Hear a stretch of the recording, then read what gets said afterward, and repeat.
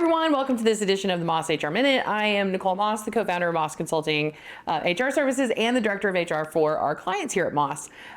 We provide enterprise-level HR solutions to small to mid-sized businesses across the country, and we help owners solve their people challenges before they become extensive business problems. We help from recruiting to onboarding to compliance, leadership development, payroll oversight, and long-term workforce strategy. At Moss Consulting, we believe that human resources should not be viewed as overhead.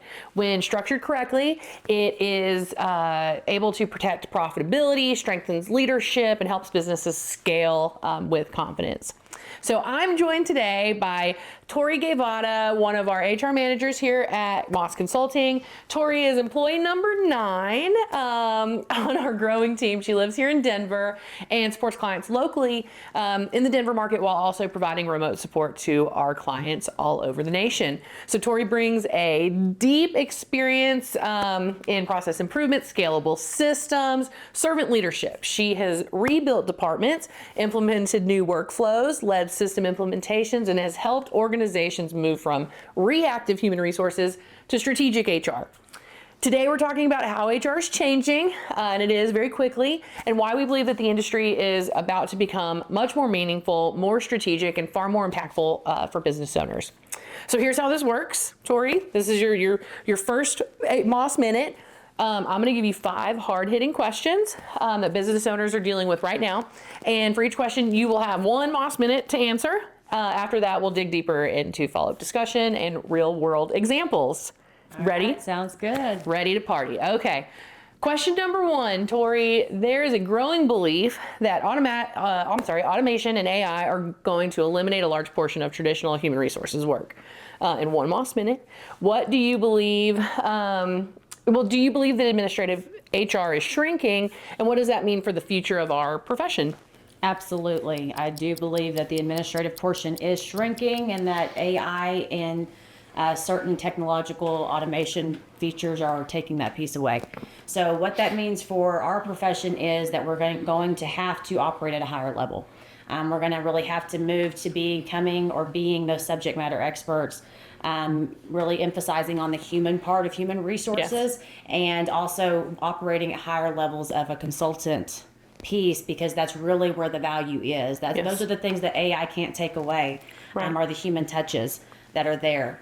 So I think those are the major areas that, yeah, any of those administrative tasks, any of those things that are taking away, your day-to-day time of really having to be very transactional, will probably go the way of the dodo, yeah, for us, but it gives us an excellent opportunity to pivot, yeah, and to go in and embrace the change. I love it. In modern HR. Love it. If administrative work decreases, what should HR professionals be focused on?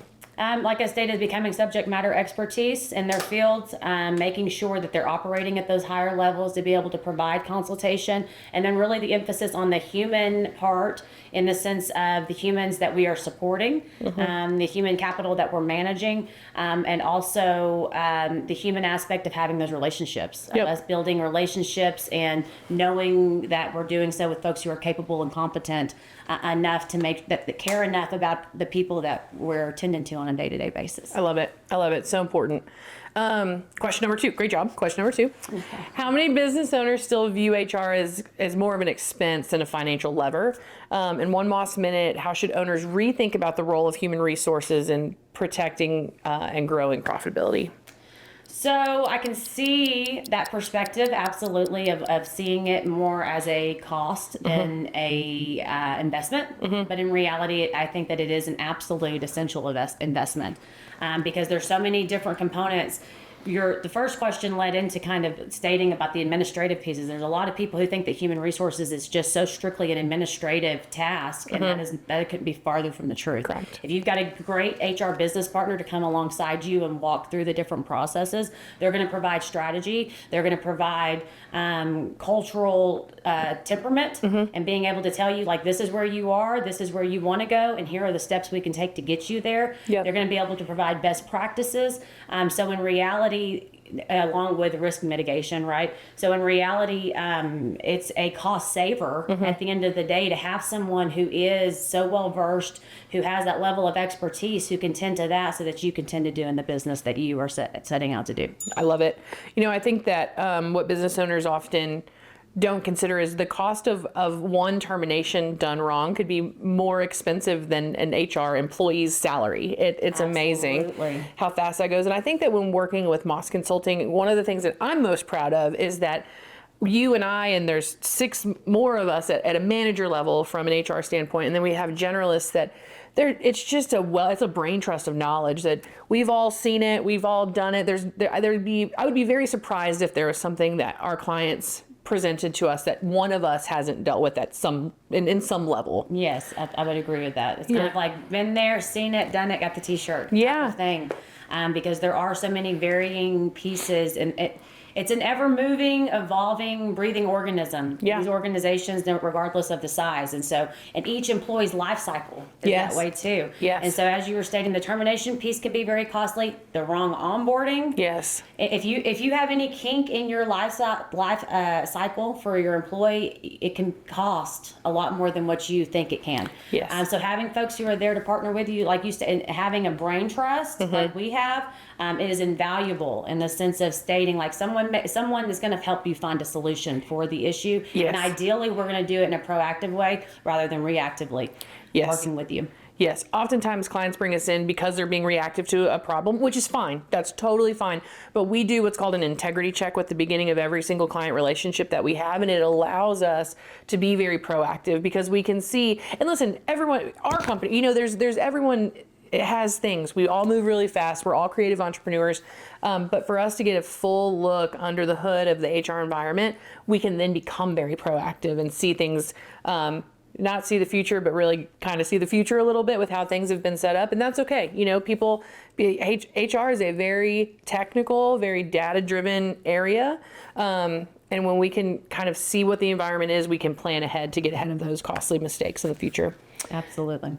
We sound like nerds talking about this stuff, but I love it. I absolutely love it.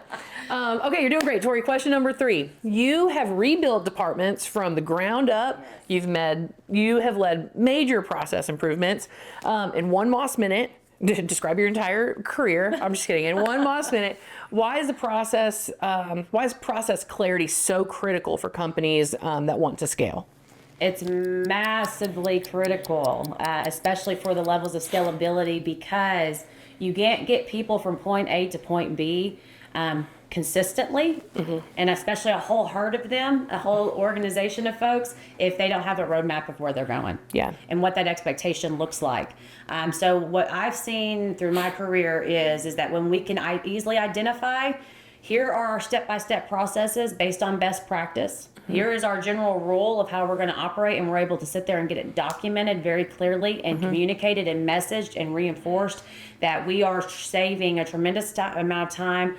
We are increasing productivity. We are saving on resources. It really creates a high level of operational integrity. I love it. How do you think the lack of documentation could quietly cost companies money and culture? Well, because on the flip side of that, right, not having the correct documentation in place, where you have your SOPs, where you have the different things where people know what they need to do, where they need to do, and how they need to do it, it can cost the company in a couple of different ways. The primary up front that you're going to see by and large is a loss of productivity, because folks are scrambling because they don't really know what they're supposed to be doing. A lot of times they're making their jobs harder than what they have to be because they're not following those standard operating procedures because they haven't been outlined or documented correctly. And then the other way is by mistakes and errors. If you don't have your standardized operating procedures or your processes outlined very clearly, and here's the reason, here's what we do, how we do it, and why we do it, and have a clear understanding on that, you're setting your margin for drastically increasing your margin for error. And so that can have a big kickback in a lot of ways. It could be that that error is like that you lose a client, or that it significantly impacts your client, or there's monetary values attached to it. So it works in both ways, making sure that you're operationally and productively efficient, and then also ensuring that you are operating at a higher level of excellence. I love it. I'm going to throw a curveball question in here for you. A lot of what I will hear clients, and we have had this perspective as business owners as well, is I'm hiring a high level professional. They should just be able to come in and get it. Can you talk to me about the risk of that mindset? Yeah. Every organization is different. And just because someone gets it from their level of expertise and the way that, like we say, for instance, with us with HR, they hire me in as an HR professional. I come in, I should just be able to get it. Well, yeah, I may know HR and I may have that expertise, but I don't have the working knowledge of what we're doing, how we're doing it, or the why behind why we do it that way. Yeah. And so what you're really doing is you're not giving them the tools that they need to succeed and Right. to be as big of a value and big of a benefit as they could be to you. Because as a leader and as a business owner, what we would want is we're bringing people in and we're setting them up for success. Yes. If we really believe in that level of their talent, that we're bringing them in and we're saying we're going to give you everything that we can to help you succeed so that you can be a valuable part of this team ongoing for as long as this relationship lasts, right? Yep. So when we don't have those things in place, you really are setting them up for failure, making them kind of go through the trial by fire in Yeah. a lot of ways of learning things the hard way. And that can also erode the relationships, the morale, and the confidence. Yeah, absolutely. I think a lot of entrepreneurs are moving so fast and there's so many things going on and they're like, okay, I hired this person, the problem is solved. And that oftentimes is not the case. Very rarely will you get a very entrepreneurial person or someone who kind of thinks far. We were talking earlier, but it's just, they don't know, this tribal knowledge that business owners and their core team live in every day. New employees don't have that. And so while they may be an expert in any given space, they're not an expert in your company. Yes. And that is so important to teach them and to take the time. And if you take the time, you can get them there quicker. Yeah. You Yeah. can get them to where they are to that expert level so they are performing optimally for you and for your team. It's fun to watch. It's fun to watch that happen. It really is. But it is hard. Okay, you're doing great. Question number 4. So you have operated under what you describe as servant and transformational leadership. Yes. Excuse me. In one Moss minute, what does servant leadership actually look like in practice, and how does it change a team's performance? So servant leadership in practice, I always look at it as addressing the need instead of the want. And it's caring about your people. It's serving your people. It's seeking to be of service rather than to be served. So the way that looked like for me in practice with my teams was I took a very clear and concise and direct interest in them individually and collectively. Of kind of finding out what is it that makes you tick? What is it that interests you? What are these areas? What is it that you want to grow in? You have some folks who really want to grow so badly professionally and don't see that open path. And there's other people who are absolutely comfortable where they are. Yes. But they want to add as much value as they can where they are. So it's really kind of getting to know them, actually getting to know them as humans, something about their personal, and being able to help them identify individually and collectively as a team, what are our hindrances, where are our obstacles, and let me do what I can to get those out of your way so I can pave the path for success for you. Love it. Because when you succeed, we all succeed. Yes. I really take the mentality of one for all and all for one. Like we rise together and we fall together. We're a team. Yeah. And I have to, as a servant leader, lead the charge of that, of providing the example of what I expect to see, going the extra mile for my employees, and even stepping in and getting my hands dirty if I need to help work out and work some things. You can't do that if you don't have the base knowledge of what they're dealing with each day. Yeah. So a lot of times I think it was Theodore Roosevelt that stated, people don't care how much you know until they know how much you care. Yeah. And seeing that, when I put that model in place with my teams directly, I saw such a change and their willingness to work with me because they knew I cared. Yeah. Not just about the bottom line and what we need to get done. I mean, these deadlines, these team goals are absolutely important. Of course. But you as a person are more important. So what can we do to make sure that we're all getting to that finish line together? I love it. Yeah, servant leadership, there's many different kinds of leadership. I love getting to know teams, and even the teams that when we're working with our clients, our team especially, it's really fun to get to know people and what drives them. And it's so fascinating to me that when you start learning and you really it doesn't take much time to give some care to people and to ask a question, but a lot of people, I think that leaders, especially entrepreneurs, find that because most entrepreneurs are very motivated by money. And that's fine. And that's a great motivator. That's a very tangible motivator that we can turn the dials on very clearly. Most people are not motivated by money. Some people truly feel they get a bigger dopamine hit by like, hey, you did a really great job today. And when you learn that and you can really like dial that in, or people want to know what how do I move up in this company? How do I succeed? Or educational opportunities. And then just to like, if someone tells you like, we have a client that one of our employees, she loves her dogs and like loves to talk about them. And I love hearing about her dogs. And, it's fun, and it builds relationships that build trust. And then you can learn how to support those people. Absolutely. It's beautiful when it works. And support them better. Yeah, and I think to that point too, it's about giving people a win where you can. A lot of businesses are so in the nitty gritty at the day to day. Even if you enjoy your job, there's still such hard aspects to it that getting an easy win feels good. Yes. And so whatever that may look like for the organization, of like, hey, you know what? On holidays, we're going to give you the Friday before off. Yeah. Being creative in the ways that you show your appreciation for people, because everybody has those basic needs. They want to be seen, they want to be known, they want to be appreciated. Yep. Right.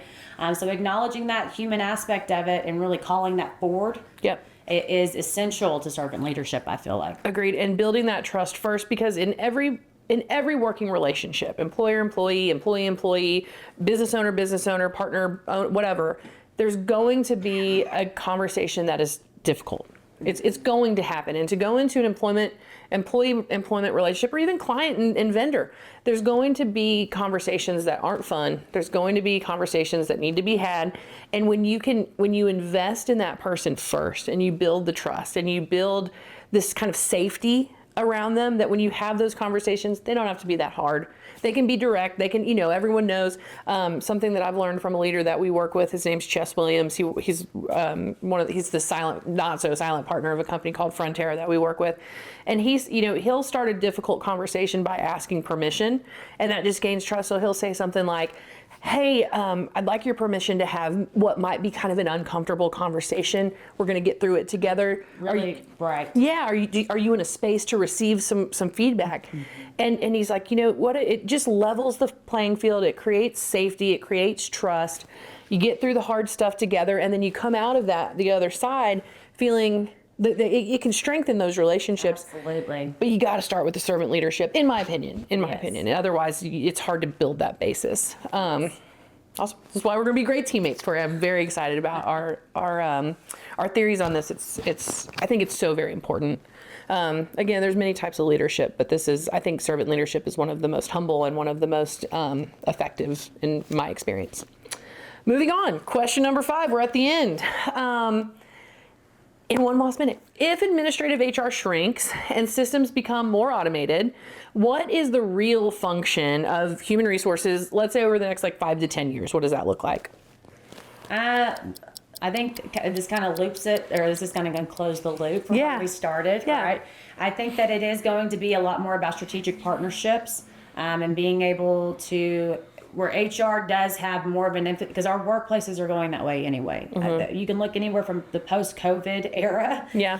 The dynamics of the workplace have just changed so dramatically. The needs of our workers have just changed so dramatically. Yes. And in reality, your human investments are the greatest investments that you make within your company. Yes. And so having people in place, having HR professionals in place who can operate at those, like I stated, those higher levels of where we're really working side by side and as your partner to assist these entrepreneurs, business owners, or across the board in the bigger scale of things. I think that as these little areas close down, it's really going to allow, administrative is what I'm referring to. Sure. It's going to allow for the opening of all of the newer possibilities, where a lot of HR professionals have been itching to get into for years, but have been so bogged down because of just the daily administrative tasks that they haven't been able to tap into. Yep. So I think it's going to free it up. I think it's going to open it up. I think there's going to be a great expansion and a lot of great possibilities.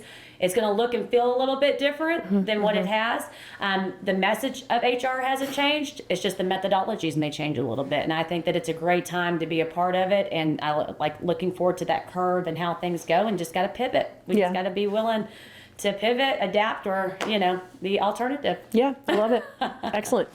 Tori, thank you so much for being here and for sharing your perspective. HR is entering into this very exciting new chapter, one where we're moving beyond paperwork and into strategy and structure and meaningful impact. When HR is done well, I believe it protects profitability, strengthens teams, and gives business owners clarity. At Moss Consulting HR Services, we provide enterprise level HR support to growing businesses in Denver and across the country. We partners with owners to stabilize their teams, reduce costly hiring mistakes, and build scalable systems that create leadership structure that supports long-term growth. If you're a business owner and you're ready for HR to function as a strategic partner, not just an administrative necessity, visit mossconsulting.com and book a meeting with me or anyone on our team, and we will see you on the next edition of the Moss HR Minute.